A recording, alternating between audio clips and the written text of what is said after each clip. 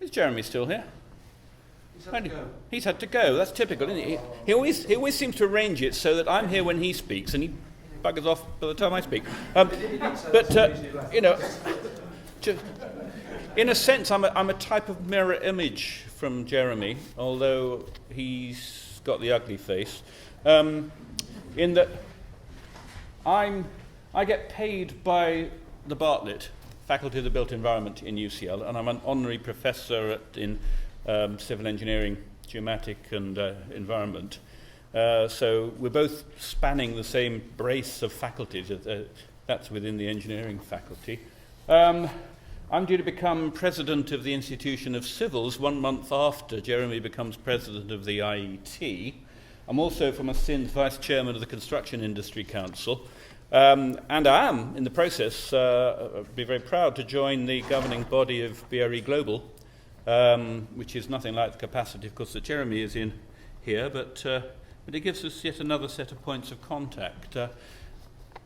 The challenge with coming on fairly late in the day is that half my slides you've seen already, but I'll address different things on. So you'll definitely be on time then, won't you? If you keep interrupting, Guy, I think that's another 5 minutes I've just bought. Look, we all know this. 2011, the new government construction strategy at that time brought us into the land of BIM. We spoke. Nearly everything I've heard today has been about the UK, just about the UK. But there is a big wide world out there, and there are any number of irritating organisations who purport to tell us what we ought to be doing. McKinsey is only one of them, and this is one of a number of reports. This one was published June of last year about global stuff in construction productivity, and that's a word that's been mentioned once or twice. I'm surprised it hasn't been mentioned a bit more.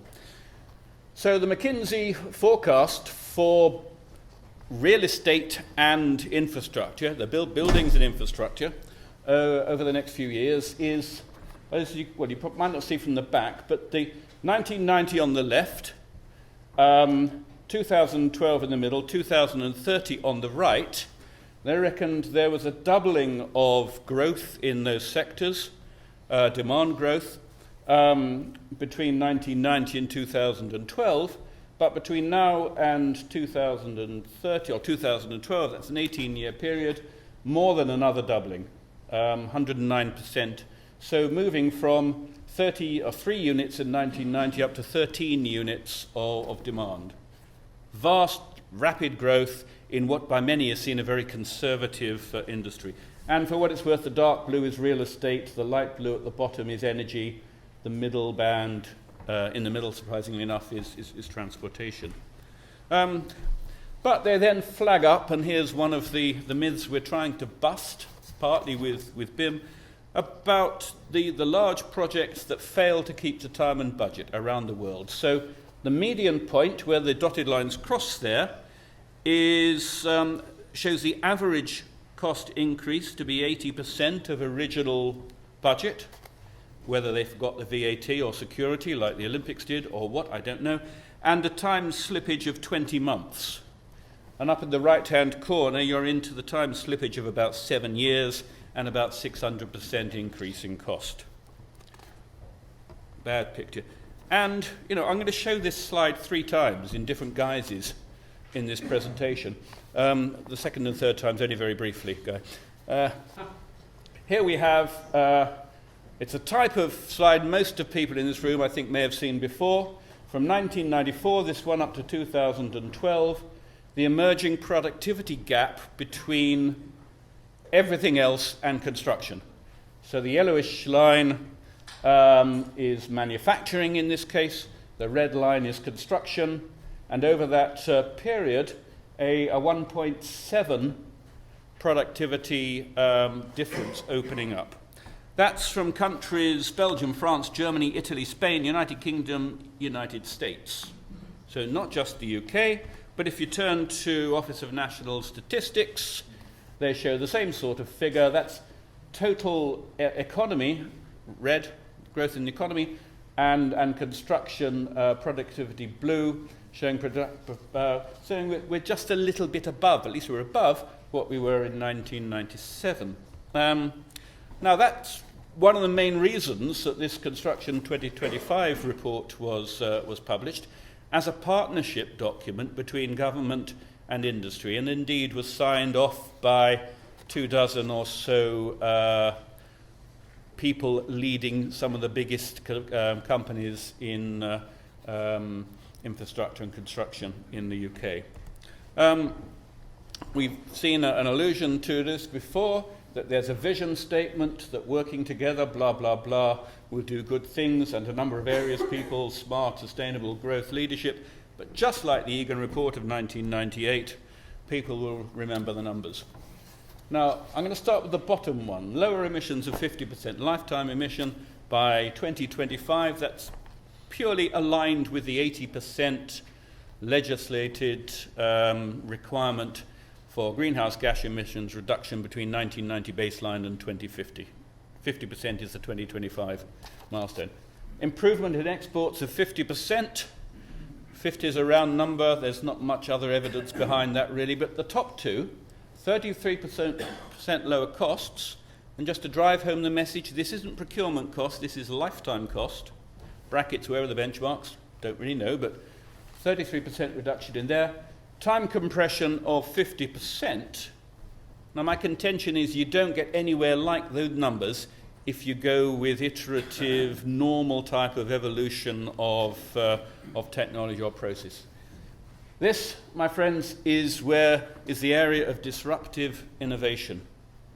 And if you don't like that, then we may not get there. You know, seriously. Some will try, some won't, etc. I coupled that with a recent publication from about 18 months ago on information flows in 5 different sectors. For those who might not be able to read the back from the left, software, media, construction, manufacturing, finance. Red, by the way, is good. It shows that a lot of communication is happening between different stakeholders. This is almost like, 4 plants have had the magic fertilizer and the one in the middle hasn't. Yeah? In a sense, that may be where BIM and other things will take us. I bow down to Mervyn for his diagram with Mark, which has stood the test of time. The red line there showing where the limit for level 2 BIM is. I'll just pick out the 2 aspects here. Just on the left-hand side of the red line, collaboration.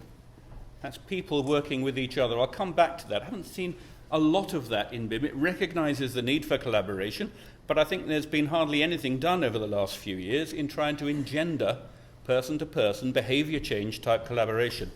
I note on the right-hand side, though, integrated. And one of the reasons why level 2 was workable and has worked, I believe, is that you can go from the left up to the red line without changing terms of contract, without really frightening finance and commercial directors in companies.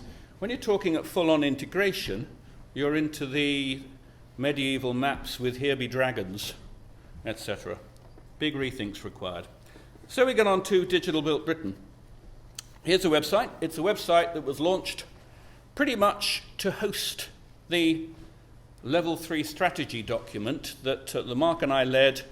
It was worked on significantly by a small number of my colleagues at UCL with soundings from 150 or so people outside UCL. That is the home page. On that you will... and from that hangs that document. How many people, just have a show of hands quickly, how many people have seen the document? Right, okay, that's a good number. Those who haven't, just Google Digital Built Britain, you'll find the website. It's the only document that hangs off it, believe me. But then if you look at DBB, let's call it that way, it'll save time as well. This is their who are we about side. And it starts with, hey, aren't we crap? Yeah, what a wake-up call, what an innovation, what an incentive for the industry. Here's yet another of those productivity ones. This is from E.C. Harris, based on ONS data, and it separates out all jobs, manufacturing, total services, and construction. You don't need me to tell you which one the construction area is. But it starts off with a, oh dear, we're so bad. We must do better. And that comes up with a vision. The Level 3 program will be branded Digital Built Britain, blah, blah, blah, blah, blah. And it'll comprise 3 main strands. Level 2, legacy, addressing development needs which, albeit complex, are grounded in current knowledge and understanding, and areas going beyond our current knowledge and requiring the interaction of different technologies, etc., etc. If you then look at news on DBB, it's been the same since the website was launched. Coming soon at a cinema in your town. So it's been a bit sort of put up there and left. I come back to that report. The launch page for that report has a clear statement that it's not us, Gov, or rather it isn't us people, because this is a government statement. Publication was published under the coalition government. One of the reasons why they have that is that for whatever reasons of bad luck, we delivered the draft report to BIS in August of 2014. They very soft launched it in February 2015 with absolutely no changes, so they sat in it for however many months that is. And of course, a couple of months after that, we had the general election. The guy whose face, signature, whatever, are over the ministerial forward, Vince Cable, was yesterday's man, and this had been quietly put aside for a while. Sorry, this is a bit fuzzy. So what happens when you try and print a screen and fiddle it?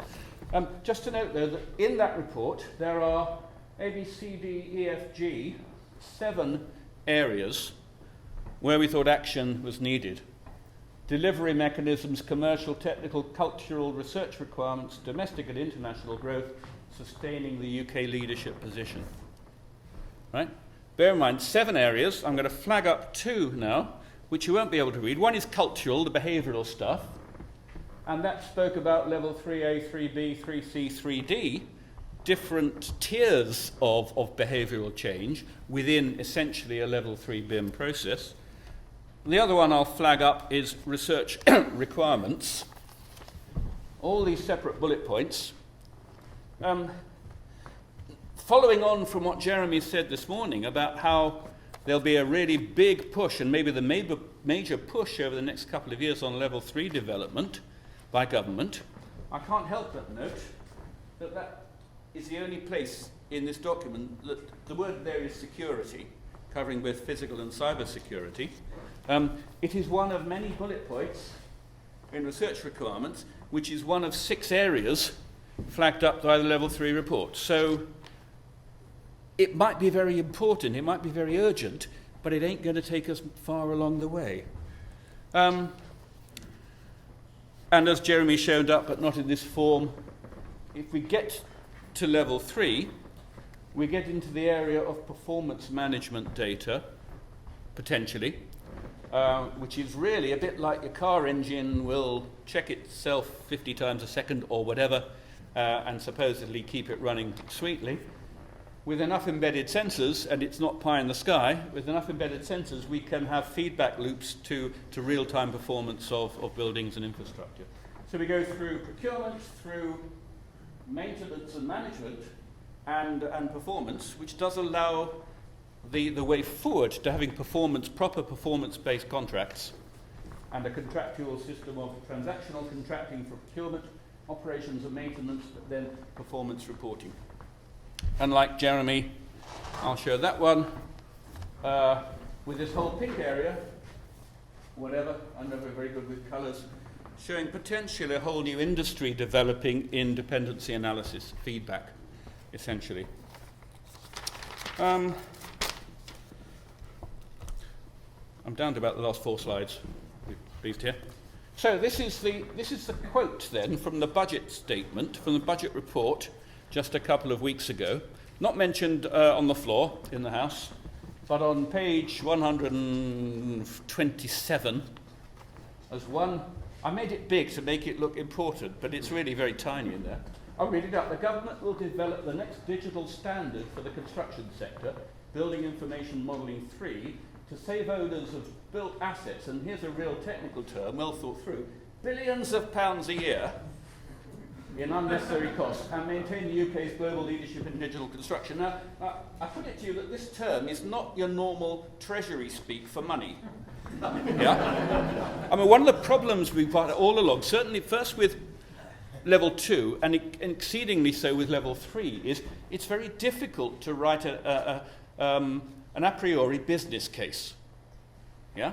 You can't say that if you fill this building with sensors, look to manage it against or run it on performance feedback stuff, you can't say that BRE will save whatever as a result. All you know with some of these things, you know it's going to be better, because all common sense and logic says it's going to be better, and you have to start somewhere, right? Last couple of slides. 2 weeks ago, this is so hot off the press that this is not yet in a report, so it can't have been reported. I ran a 2-day workshop, which was an attempt to do some research road mapping for the areas of behaviour and research from BIM Level 3. And we had about 30 people there for 2 days, a good mixture from universities and from industry, with 1 or 2 clients even.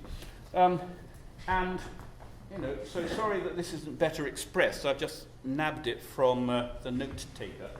Been tightened up a little bit. Impact matrix, each of the clustered research areas, difficult and easy. And this bit would be low impact up to here, so we haven't bothered with that. And this is increasingly high impact. So there are some things which are, you know, down at the very high impact, but very difficult. Improvement of whole life cycle performance, plus infrastructure networks, plus systems, including definition of whole life performance. If we can't define it, we can't even approach it. We have no definition of whole life performance. At the top there, relatively easy, we thought, but still not there, development and rollout of effective KPIs of BIM use. We don't even do that. At least, you know, within about a month of the Egan report being published in 1998, the civil service realised that actually it's one thing to ask for percentage improvements per year, it's another thing to know what they were improving based on. So, and there was a little cottage industry developing KPIs. I was one of a number of people invited into the equivalent of a smoke-filled room and not let out until there were 6 or 7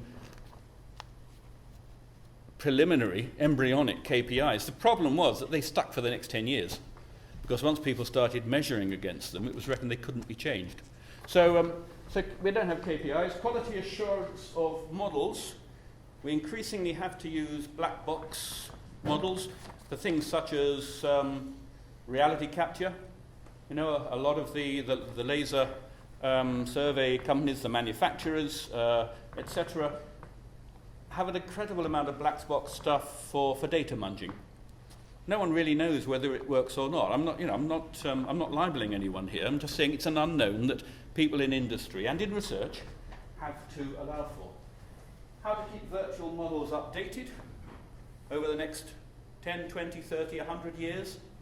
And if you're looking at something on the behaviour side, understanding how well models of behaviour change apply to the digital realm. We really don't know enough. How human mind processes digital data and relates it to the real world. We had some of that in the session before. Now I'll just use one more of these if I can find it.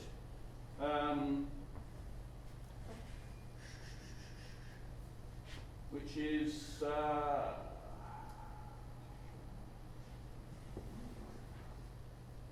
won't try and find it, I'll just give the words. You know, it's probably tied up within the how to keep virtual models updated. Just call it that.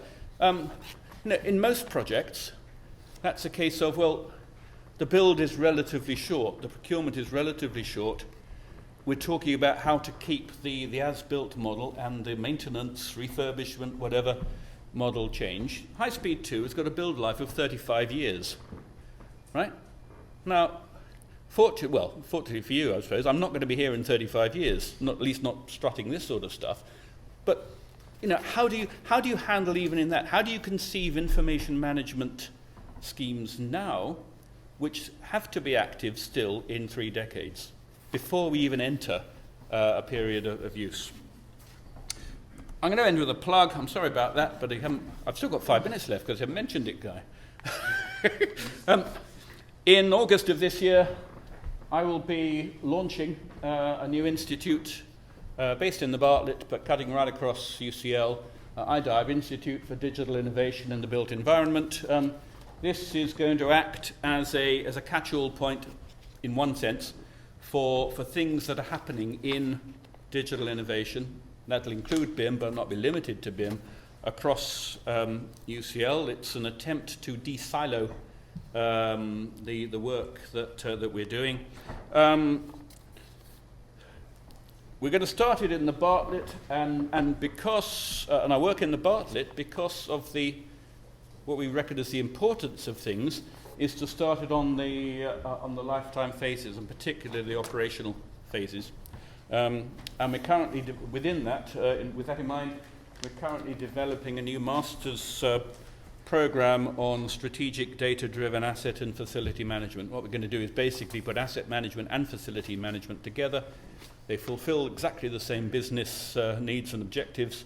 At the moment, we have different types of people who talk about similar things in different words. We're going to put that together. We're being advised by a group of about 15 companies, clients from industry, and the proof will come next autumn, where we'll see if their fine words relate to supported places on the course. And that, said John, was that. Thank you.